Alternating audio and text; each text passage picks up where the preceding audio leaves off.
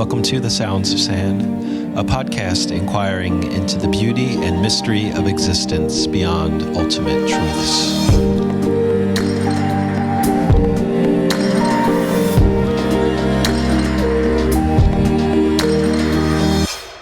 Good morning, good afternoon, good evening, wherever you are in the world. Maurizio here and Zaya. Welcome, everyone. We are talking to you from the Coastal Milwaukee and South Pomo land, known also as Sebastopol, California. And we are super honored and happy to have you with us. Yeah. And our very special guest, Jess Semaan. Do you want to introduce? Yes, I want to let's introduce Jess quickly, a brief bio, and then we can jump into. And it's so nice to see everyone again. We've been quiet for about 2 months after we released Where Olive Trees Weep. We had this intense 21 days conversations on Palestine, and since then, our team has been immersed in doing lots of screenings. In 2 months, we did over 600 screenings all over the world.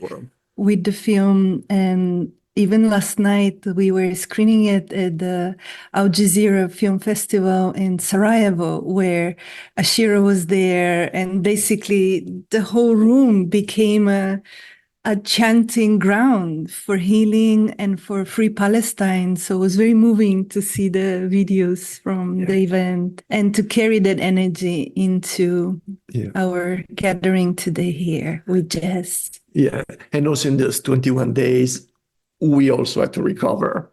It was in the last 2 months we had to recover from the launch of the movie because it was an intense time, super intense time.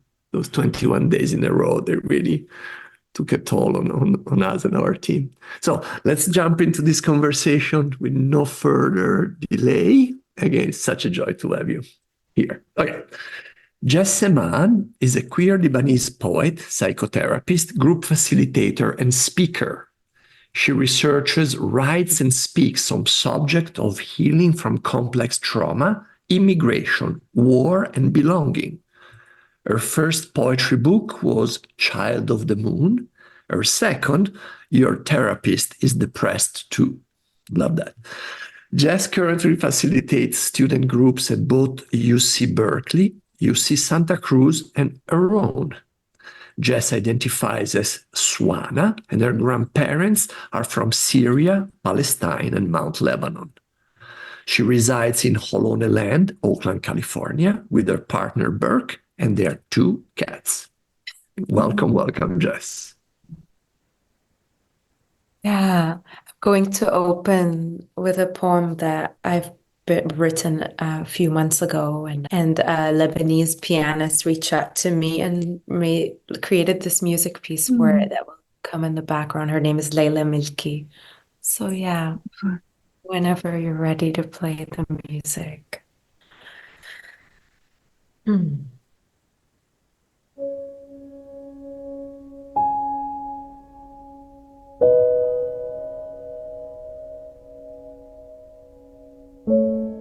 Let your grief for Gaza be the permanent ink of a soul that has not turned away, that will not turn away ever again.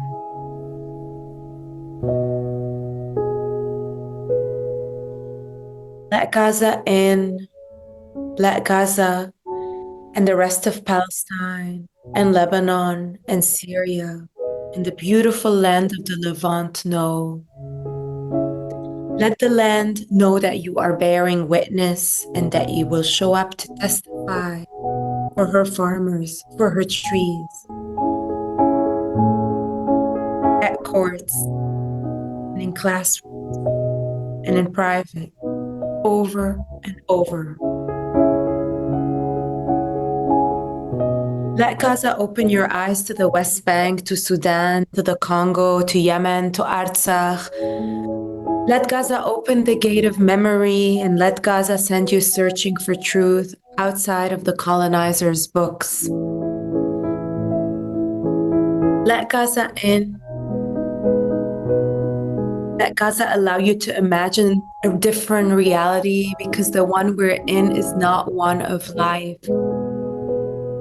To imagine, to resist, to imagine is to be unimaginable, and to imagine is our right.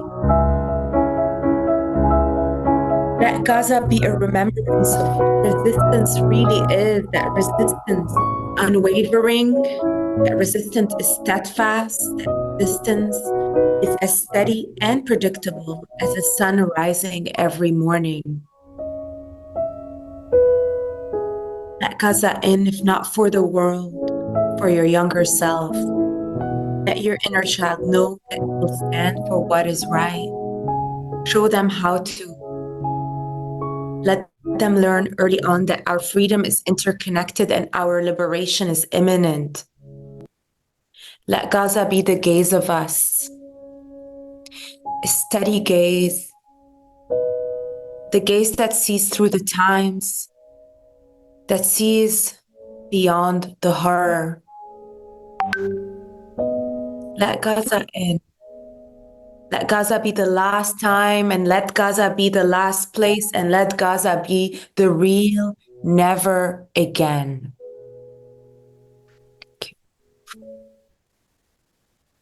Thank you, Jess. Yeah. Thank you, Jules. Maybe we will do another reading of it at the end because the piano was competing a little bit with your voice. So maybe I know. we'll bring it. We tried to do that. Right. I know Zoom didn't do this justice. Zoom doesn't like poly voices. It just likes one. Yeah, it's very linear, very like Very monogamous. yeah, very monogamous and linear, right? Yeah. Oh. Thank you. Well, I feel honored to be here and to be speaking about Palestine and Gaza and all of what is still going on. And there is something surreal about the fact that it's almost been a year. Yeah. Yeah. And to say that we're still, like I mentioned in our conversation, we're still receiving letter of people saying, how can you call this genocide? Just a year, close to a year This morning we got of watching the atrocities, the massacres every day. And we still have to fight and assert to call this genocide. We still cannot see the truth straight in the eyes and name it for what it is. This is, I think, part of our collective grief that we are in this place. Yeah. Yeah. No, I often think about what does it mean for some of us to admit that it is a genocide? Like, what is the cost of that for some people? And I was recently reading the book that it's about the Native American history of the United States. I think that's what it's called. And about the genocide that has taken place here.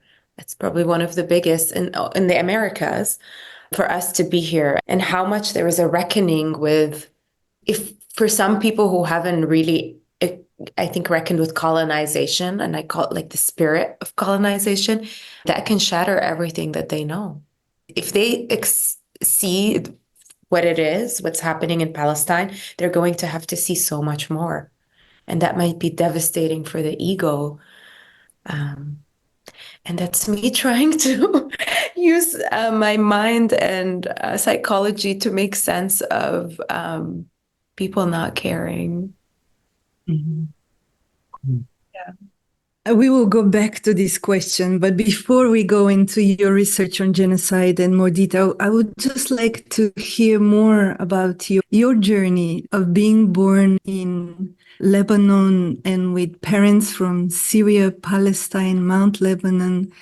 How was your upbringing and your early life informing you and influencing you, your understanding of wars, conflicts, and where you are today? If you can just share something about your own journey. Yeah, I often find that, like, being born in the end of the Civil War and living through a lot of wars, that's what I knew to be reality, right? That's what I thought the world is. So since I was a kid, I understood that there is violence, and I understood that there is sometimes no resolution for violence.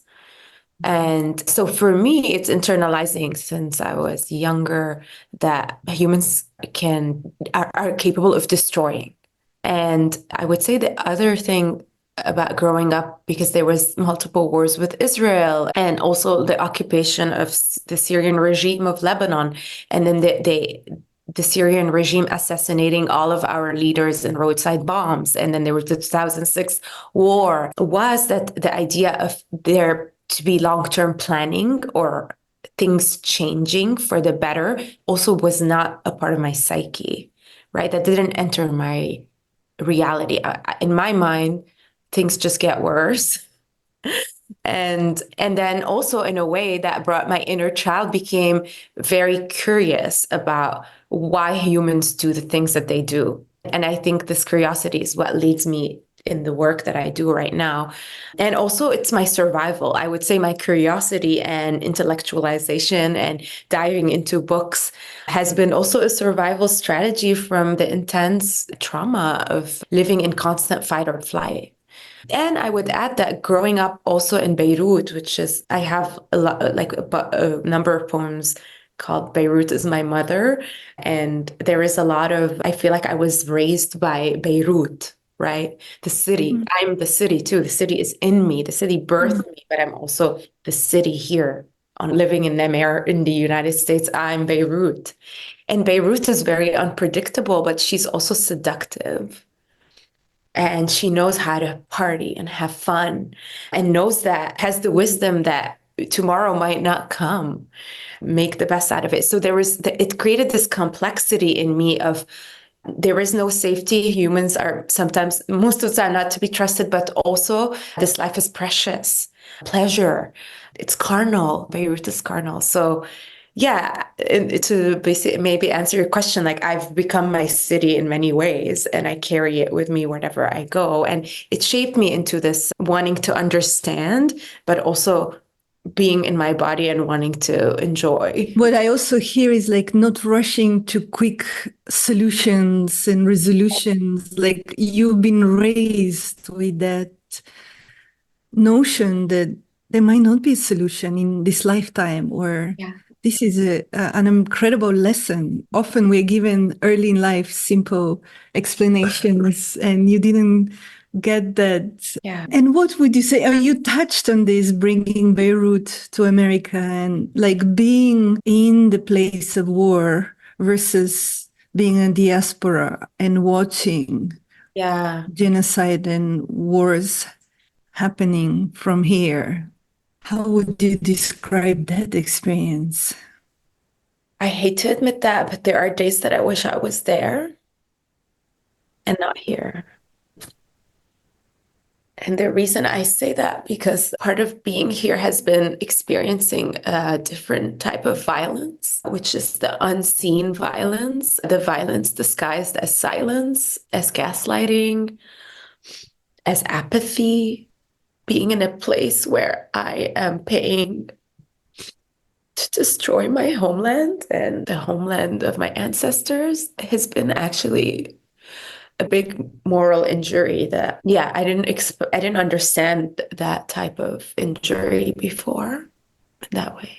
From the lens of trauma, it's almost like when we are in a survival mode, we are mobilized and we have some notion of agency, maybe. And then when we are numb and when we are frozen, this is what I'm hearing. It's almost being in diaspora could have that sense of frozenness, which... So a trauma response. Yeah.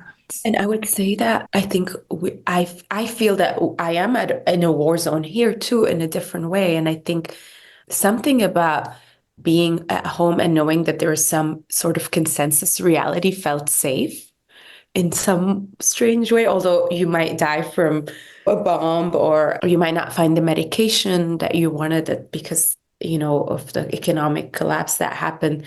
But somehow the psychological warfare here and living here has led me to the brink in a way that I've never experienced throughout all the wars that I've lived through in Lebanon. Like psychologically, it was destroying me, like being afraid to speak up in my workplace, for example, but luckily where I work at the Sage Institute, where we do ketamine therapy here in Berkeley, has been very supportive. But in previous workplaces, I've been publicly canceled by a lot of my classmates. I went to Stanford for my grad studies. There's that idea of being canceled, not getting jobs, and living in that fear of seeing a lot of my friends who are Palestinians just for saying that they're Palestinians being fired from their jobs. Like that injustice and not being able to do anything about it is very heavy, I believe, on our psyches. And yeah, the silencing, just that bearing the injustice and then not being able to always speak about it, or not knowing where and when is okay to speak to something like you said, so obvious. No. Mhm. Yeah.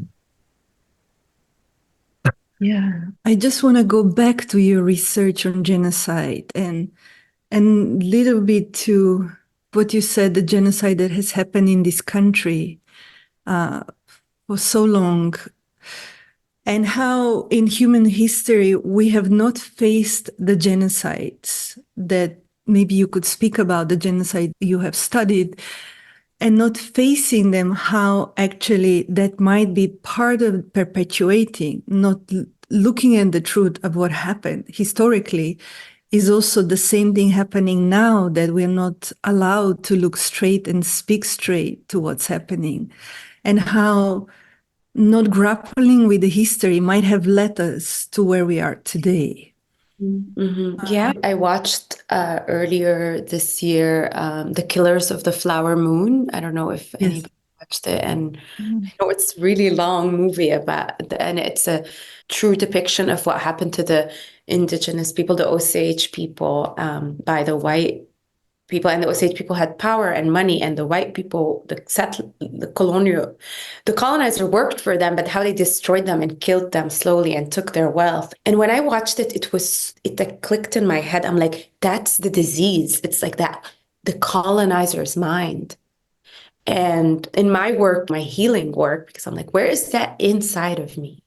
Where is the colonizer inside of me? Where is the genocide part inside of me? Where is the part of me as a human that's sadistic, right? That will get joy looking at some of the videos from Gaza of the IDF soldiers, like enjoying or dedicating, blowing up somebody's house to his daughter. I never forget that video, whose birthday it was. Like, it's baffling, but also it is a human experience. A lot of searching into how is it that we are not confronting yet, as a collective, our capacity to destroy, our capacity to enjoy destruction. How are we so split off from those shadow parts? And for me, it is my work, right? It's my work to integrate those parts, right? Because if they are happening in a collective, they are in me. And a lot of what got me thinking is the banality of genocides and how many mass genocide, like there has been so many genocides. I learned about the Congo and how King Leopold killed over 12 million. 12 million by starvation and by enslavement of the people there. That was in the beginning of the 20th century. The Germans and the French supplied chemical technology to Saddam Hussein to kill the people, some of his people. And that wasn't, again, a long time ago. That was after the Holocaust, the ongoing genocide. So there is something that we are not looking at. And it's harder for, I think, Americans to look at, because what happens is that there is a way that the system is designed around outsourcing the violence, right? So it's happening, like the word used, in the Middle East. Like, it's these Arabs, these Muslims are savages. It's not happening here, right? It's not. That, I think, plays into disconnecting from this reality that humans can be genocidal, and humans that are educated can be genocidal. Education seems to not be playing a role in it, because, hey, you want to call us like Lebanese and Palestinians that we're like uneducated, whatever. Sure, okay, call us like that, and we're acting savage. Great, because we're uneducated. But you Israelis are educated. You have a ton of money. You have the best technology. and you're still committing genocide. Trauma trumps logic. We know that, right? You are becoming your oppressor, regardless of how much money you have, regardless of how much technology you have.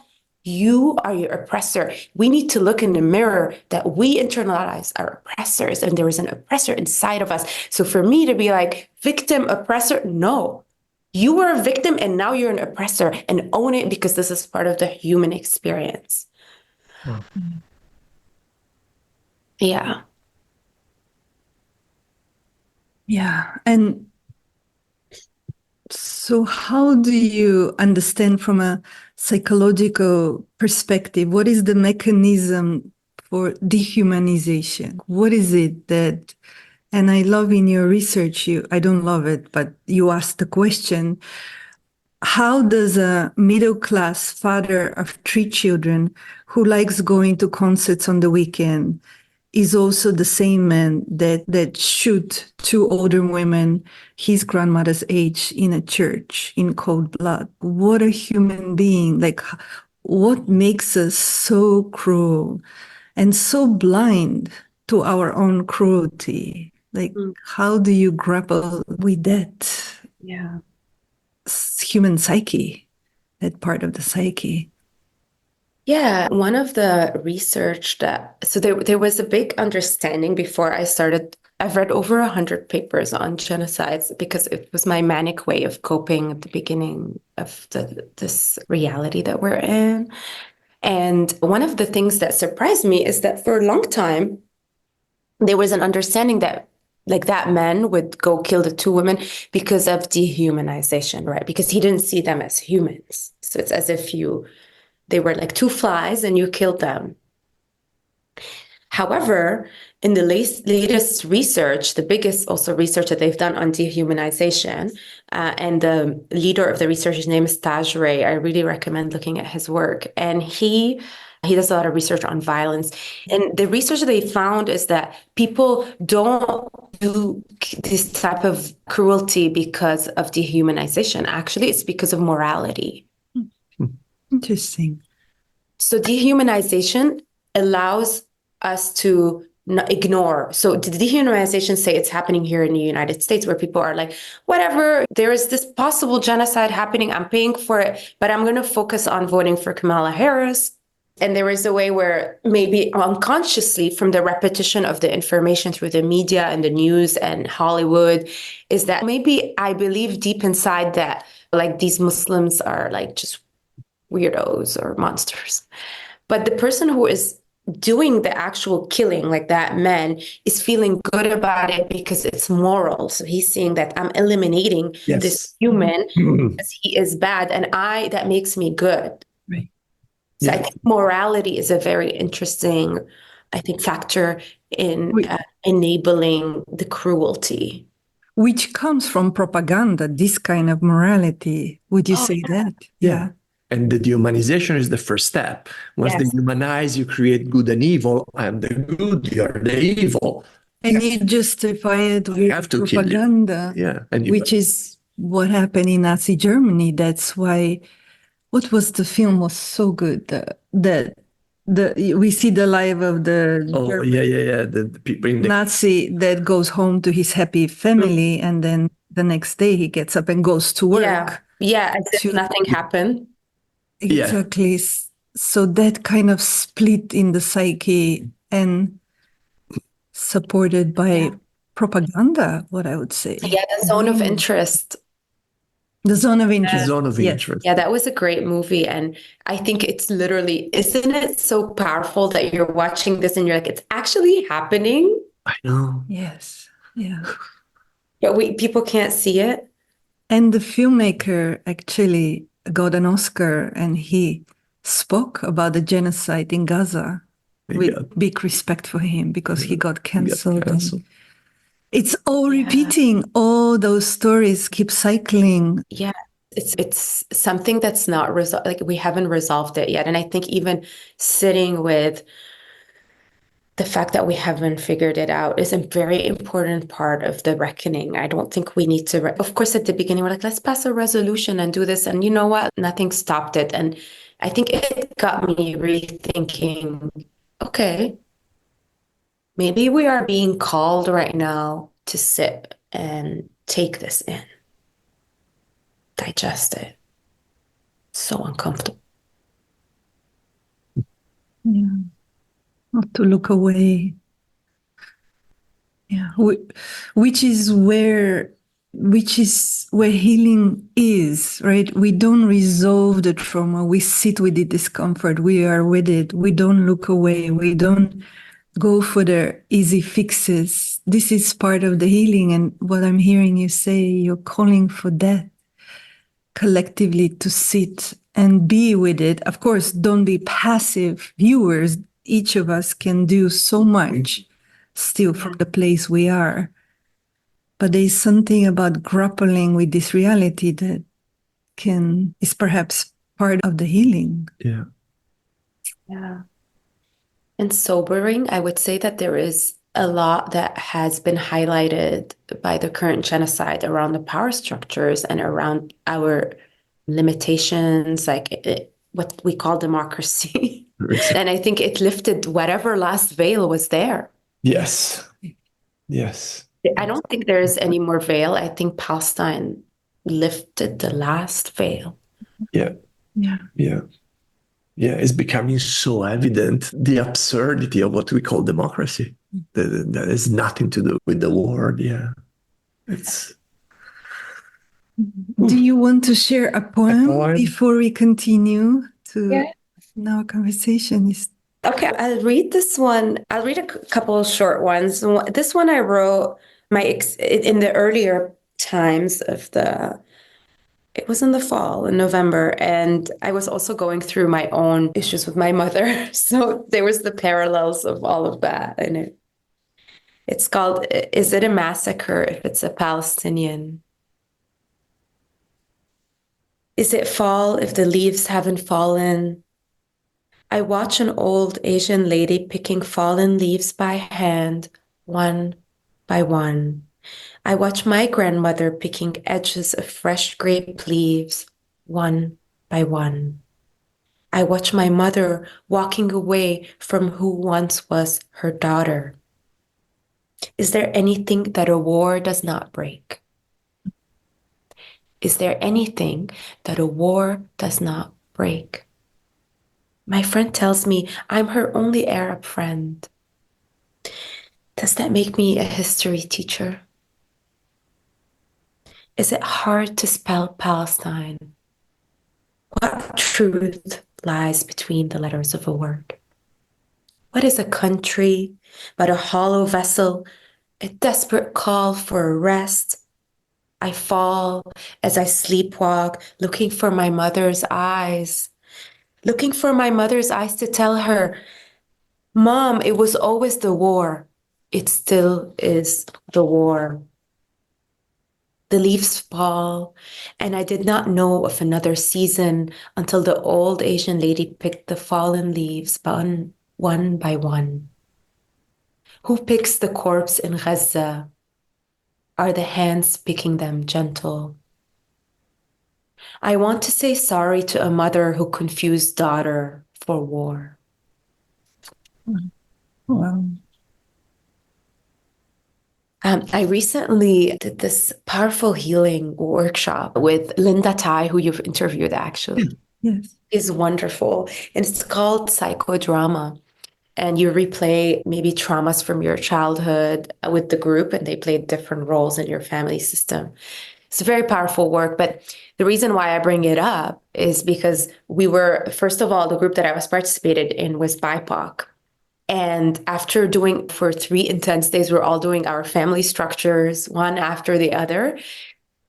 And you start seeing that at the core of the interpersonal trauma of like your parents abusing you or neglecting you or not attuning to you or not being present is the collective trauma of land dispossession, of colonization. Yes. And you see it like, and it was so powerful to just watch it. It wasn't thinking it. I was just watching how this person's abuse started because the parent had to leave their country as a refugee. They come here, they don't have support, they don't understand the system, they're stressed. They become violent with their kid. And then you go into Western psychology that blames always the mother first and then the father sometimes. But it's always the mother. And so I think there's something that an understanding that I've been having more for a while for my mother specifically, because although my mother was, in a way, we had a very difficult relationship and there was abuse, but also my mother was kid of a civil war. My mother escaped her father's home and met my dad in the war and got married in 2 months. And she was 16. And then I think about that and I'm like, oh, why was there war? And why was there a civil war in Lebanon? And who decided to create Lebanon and divided us this way? It was, and how did the role of Israel play into who I am today as a person too, not just like from a war perspective, but how, so there is a way where in this poem, there is a connection with my mother wasn't talking to me for a while, part of it because my queerness and other things, but then it was so hard to not personalize it as my mother is abandoning me, she doesn't love me. But also being like, my mother is the daughter of war. She knows when there is a conflict to cut people off because that's what you do in war. You literally cut people's bodies off. And so there is this, I think, understanding that I've been also metabolizing around what happens when you go and look for the source, the true source. What do you find?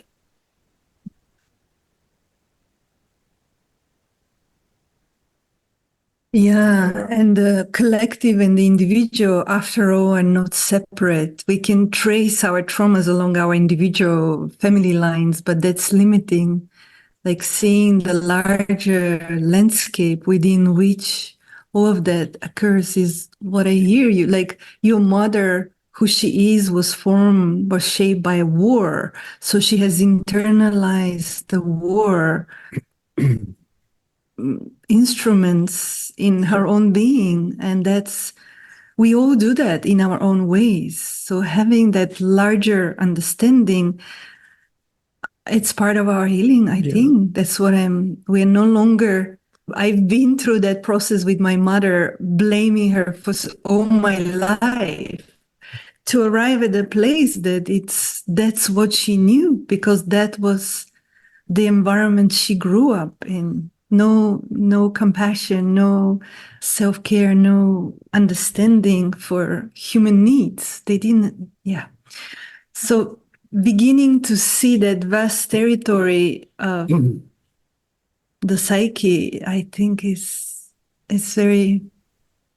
I'm thinking, saying what Bio says, that the couch is too small of a place to hold trauma and therapy. So it's just therapist's couch is too small of a place. Really, it's the environment, it's the land, the water, what's happening around you. People being in terror all the time, knowing you're gonna be killed every second. It's incredible. How can you then heal your trauma as a separate being from your community, from the people surrounding you? And not only your parents, everybody around you. And that notion that makes us turn away is is the mechanism that perpetuates trauma. That thing in our collective psyche that is saying this is not a genocide is the very thing that prevents us from beginning to heal. Yeah. I think there is something interesting about, I think the American psyche around splitting, like simplifying, splitting, and that complexity sometimes doesn't come as an inherent way of looking at the world. I noticed when I went to Stanford Business School, there was this class that was required at the beginning and it was called critical thinking. And I was like, what? I went to school in Lebanon and I'm like, why are we learning critical thinking as like adults?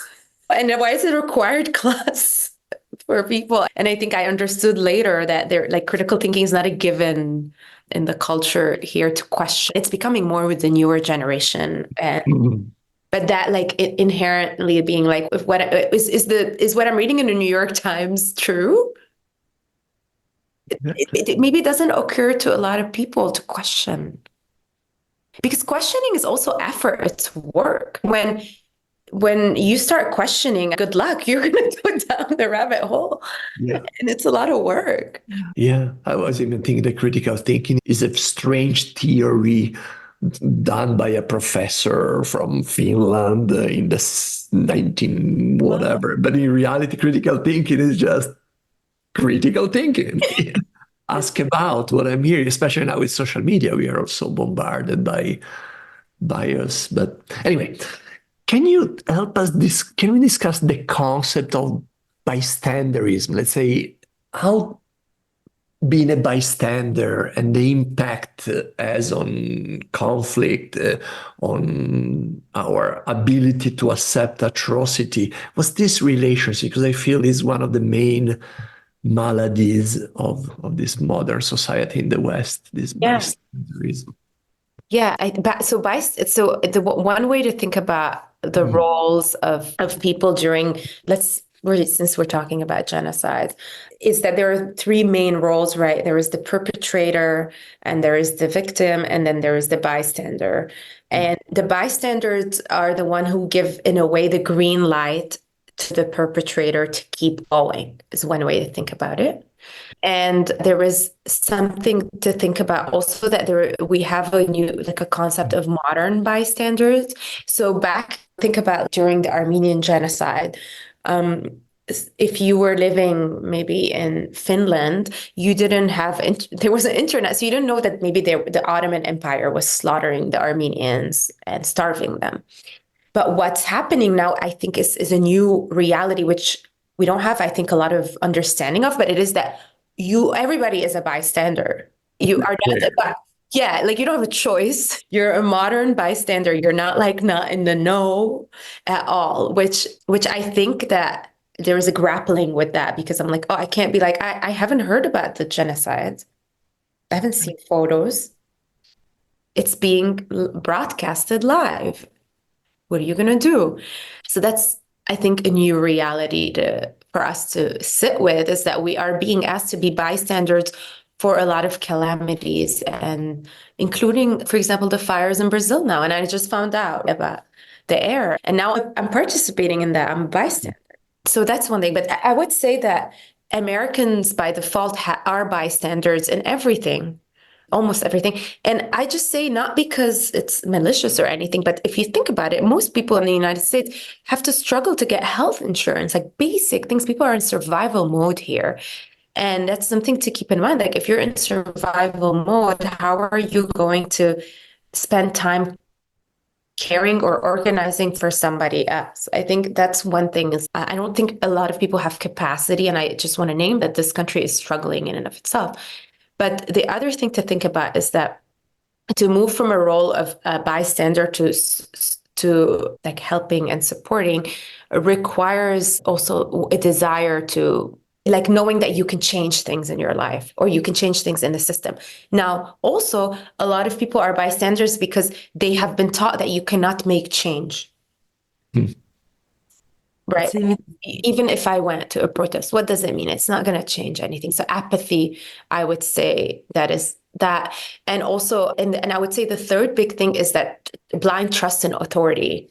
And so there is this, I'm sure that Joe Biden knows what he's doing. They're the experts and they have the policy. And so I don't have to be involved. So deferring to authority also goes along the way of not taking responsibility for one's life, and also fear of being canceled. As we know, a lot of people are being canceled for speaking up for Palestine. So there's also that fear of, I might not belong anymore in my group of origin. So there are so many ways and reasons to be a bystander. It's probably the easiest thing to do in many ways, but bystanders, again, are the green light for the perpetrator to keep going. Yeah. Yeah. So there is no perpetrator and victim without bystanders. We need to take that in. It's a triangle, and it's no longer a triangle if there are no bystanders. And in the spiritual community, we also see this bystanderism that is justified by there is a greater force that I trust, and I'm just working here on my own awakening, enlightenment, and making a. No, this is beautiful because it connects. Making a. Because we connect to the individualism, right? And the individualism that we have is me. And especially, I remember arriving in the US, one of the things when I late mid-80s, I arrived here, 5% of the Americans had a passport. I don't know now, 5%, including the military, which were probably 3% of them were military going around. So if you don't know there is other people out there, right? But you have never had a relationship, it's easy to remain a bystander for something that happened out there. So it's very insular, this country. It's very insular as an individual and insular as a state and insular as a nation. And that brings all this. But we're seeing the same in Western Europe. It's maybe a little more active, but is the... Yeah, it's... About a poem I wanted to read. It's pretty brief, but it's called Silence. And maybe it speaks to that. Yeah, okay. Silence, there is a genocide, a sale, a holiday sale, a one-day holiday sale. For everybody, 10 bodies. For everybody, a sale. Silence, there is a truce. There is a truth no one will tell you. The truth is our blood is not for sale. Silence, there is a sale. 100 bodies for unlimited oil. 1,000 bodies for, I don't have capacity for this. 10,000 bodies for more land to settle. 100,000 bodies for small talk and yoga class uninterrupted. 1 million bodies for never having to ask why. Silence. There is a genocide and a sale.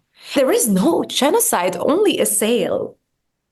Only a sale, and apathy, and irony, and cruelty.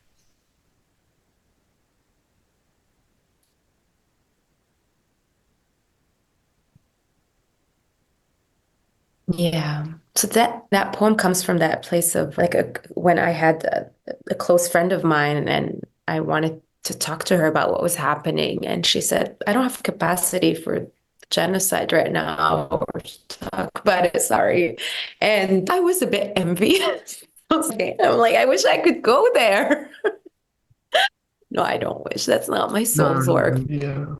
A friend's situation like this, Jewish friend who tells me finally they're starting to shift a little bit. They start to see, Israeli friend, they start to see, but now at one point they reach, it's too much for me. I cannot, I have no space for this. I have to take care of myself. Otherwise I have nightmares. It's. And talking about, that leads me to grieve, because grieve, and also I hate to bring that subject, but it's real. Care, like how do we, for those of us who stay with it and who have been watching every day now for 12 months, dead bodies and mothers carrying their babies and just atrocity after atrocity. How do we hold this? How do we break? We don't hold, we break. I burned out. I had a moment that I had to for a few days, and I felt so guilty. For a few days, I did not look. And there was the guilt came through. These are layers and so complex of emotional landscape. But I had to take care because I knew I was becoming not functional anymore. I was really falling apart because... So if you can speak about your own process and your own journey in this and collective grief, how do we grieve together with what we're seeing, what we are part of.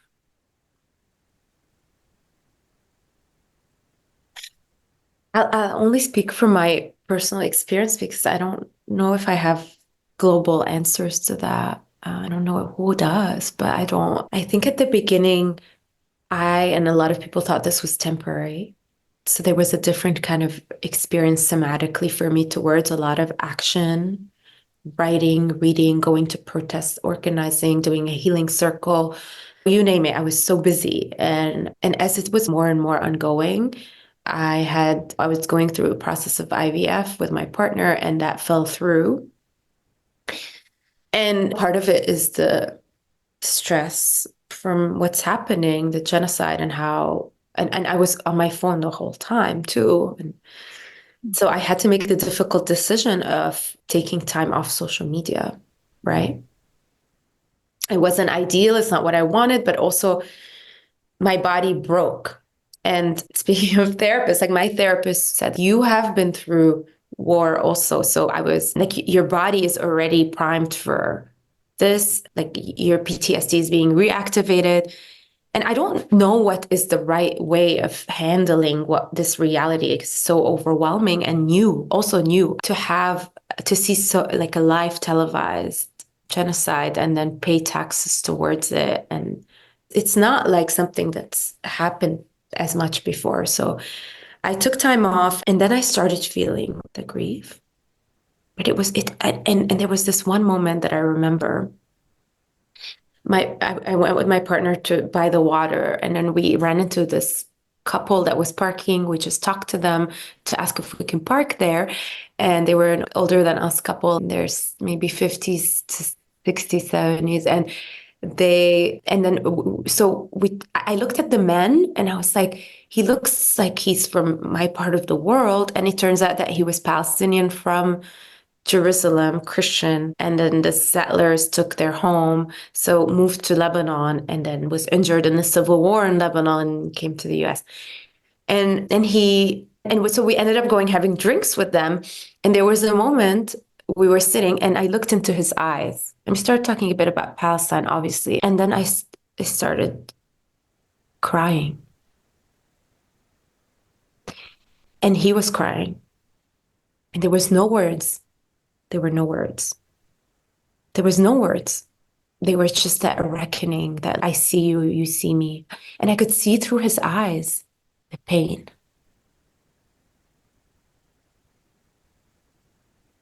And so I find grief to be in those places lately of the unspoken. Like, I'm tired of explaining. I don't want to explain to you. So finding people who like just know and like somatically know what is going on. Yeah. And I think that it's also hard to grieve when it's still ongoing. So it's like, sometimes I'm like, please let it stop. We want to grieve. And I think about the people in West Bank and Gaza and all of the people who have families in Palestine. Like, I think about how they probably don't have time to grieve. And I wonder if it's on us to grieve for them.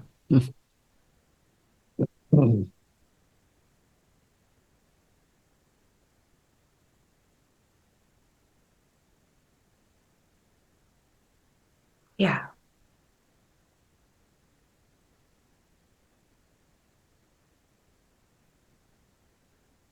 And the grief is also layered with the loss of innocence. And I think about that lately a lot, like the innocence that, oh, I could do something if there's injustice, or if we all go down to the streets, things can change, or that if there's enough information, people will stop people won't let the government continue doing what they're doing. And then there is that grief of, oh no, the grief of watching Bystanders, the grief of my trust in humanity, whatever trust I had built is gone. There is so many layers of grieving friendships and community. How many people lost friends and community and family members, like these primary attachment figures? How many people can't go home? there is so much to grieve.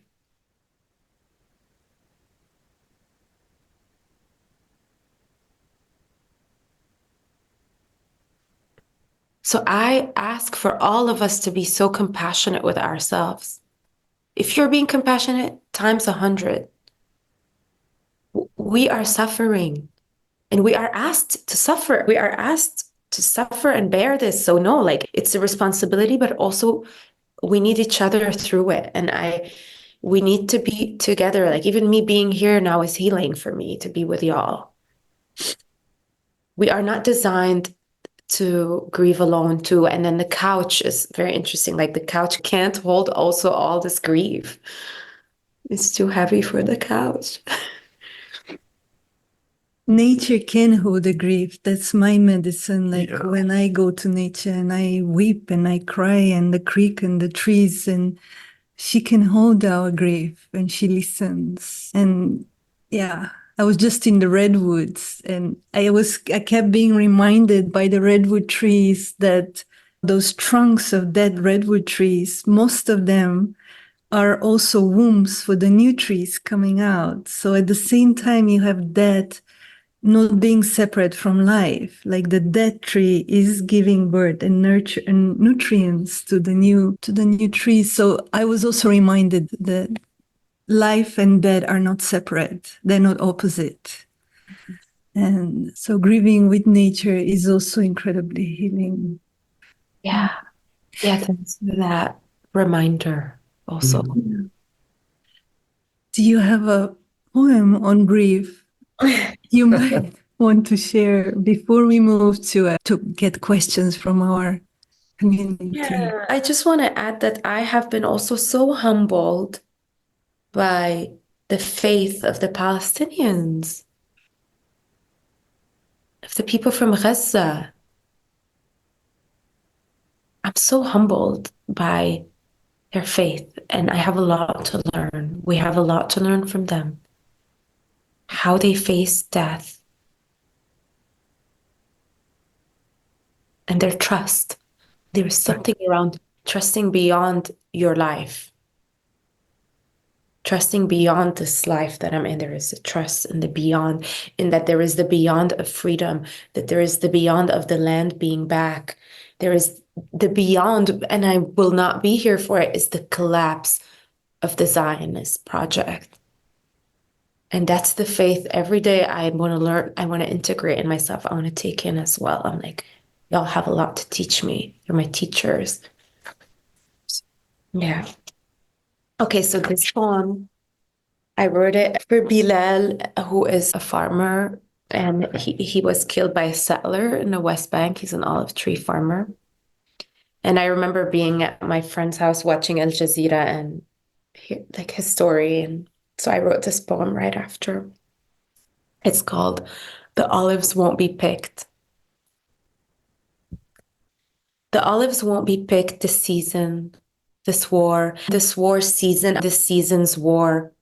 The olives won't be picked, and the earth won't rest, and the oil won't hit the shelf of the Arab grocery store.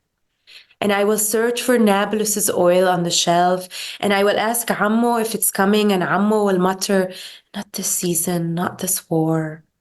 Ammo won't tell me Bilal woke up at sunrise to pick the olives. He won't tell me Bilal was watching over the olives since he was 6. His eyes knowing from a glance their ripeness and their oil concentration. His big farmer's hands knowing when they were ready and when they needed it just another day. He won't tell me what was the settler wearing that morning besides his AK-47. He won't know how loud Bilal's son scream was. He won't know if Bilal dreamt the night before and did he remember his dream. He won't know who his wife called to pick up his body. The olives are still not picked, not pressed, not cured, not packaged, not shipped, not transported, not stored, not priced, not sold, not tasted, not mixed. Should Bilal have come another day? Could the olives have waited?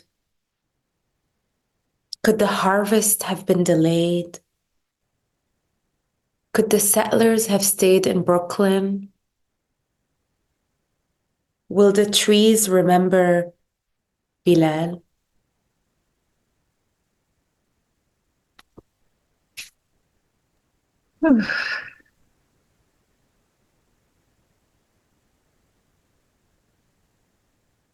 Actually, there was another small poem that was written that it's very short, but it was so powerful, and it was written by a Palestinian poet called Nashwan Darwish. It's called Who Remembers the Armenians? I remember them, and I ride the nightmare bus with them each night. And my coffee this morning, I'm drinking it with them. You murderer, who remembers you? All of it. It doesn't, we're not resolving anything. We're not finding solutions here. We've just been having a Sitting in permission to be community, human be we together. are. Yeah. And thank you, Jess, for this invitation. Can she read the poem, though? Yes, absolutely. Okay. So actually, I wanted to read this poem because since we're talking about resistance, it's called We Will Resist, I Insist.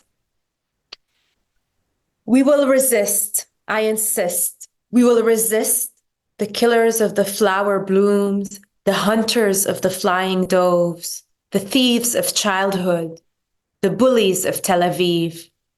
We will resist till our last breath.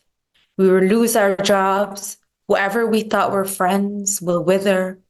We will write poems, papers, studies, research. We will tell our people's stories in all its details and glory, and we will resist. We will simplify our lives. We will question greed, and we will pray for strength when the despair is near. We will speak truth to power, and we will speak truth as our mother tongue. We will be canceled, we will be ghosted, we will be insulted, but we will never feel shame. We will risk it all for our kin. We feel proud and we will resist. I insist. Thank you. Thank you, Jess. Thank you. Oh, everybody's notes are so sweet.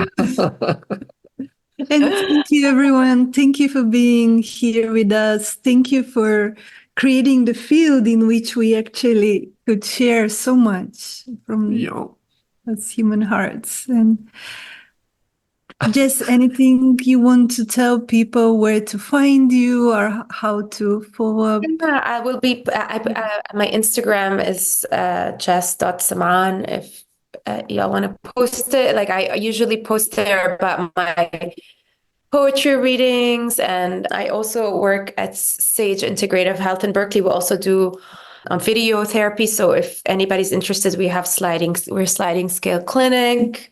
We offer ketamine and also regular therapy. And yeah, if you can just put my website and my Instagram, and these are the ways to keep in touch. And I am so honored again that I was here today. This was so powerful for me too. And I wish I could have spent more time with everybody here, but the limitation of time is real. Thank you, Zaya and Maurizio. Thank you, everyone. And blessings. Bye, Jess. And thank you for listening to The Sounds of Sand. We invite you to explore more of our talks, dialogues, videos, articles, events, and offerings through our website, scienceandnonduality.com. If you've enjoyed this conversation, please consider becoming a member to access our massive library of SAND content, available exclusively to SAND members. And we would love it if you could leave us a review on Apple Podcasts, Google, and Spotify, and share this episode with your family, friends, and all sentient beings. Be well.